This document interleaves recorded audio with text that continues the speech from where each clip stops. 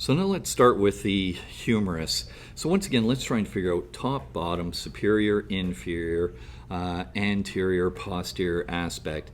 Well, of course, it's fairly easy to figure out the superior aspect because this is the head of the humerus, which sits into that glenoid cavity. And also that gives me an indication because that will face medially. So that is the medial aspect. So we know that's the top, and that is medial. Now, when I look at the bottom, I can also see that it looks different down there, and let's get to those in a few minutes. So we know this is the head. Now, there is something called the surgical neck, and unlike where we looked at the femur, if you haven't watched that video, there's a video on the femur, where the surgical neck is quite elongated. The surgical neck is that little kind of groove right there. That's that area that goes all the way around. Now, as I rotate this, you can see up near the head, there are two bumps. A big bump, a smaller bump, and a groove that runs between them.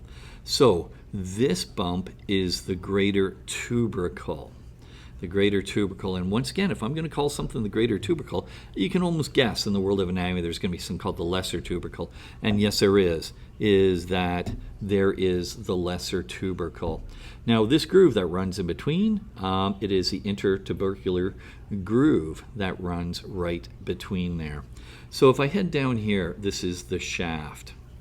Now, let's have a look at the position. So how do I know the front? Well, another thing that gives me an idea that I'm looking at the anterior surface is that this groove is at the anterior aspect. So that is the front of it.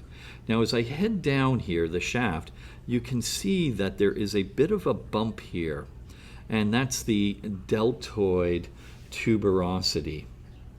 Okay, the deltoid tuberosity. And given a name like that, you may start to think maybe that's where the deltoid attaches. And yes, it is a prominent attachment. And you can even see in people who do a lot of lifting, a lot of heavy work throughout their life and their career, where their deltoid's really working quite hard.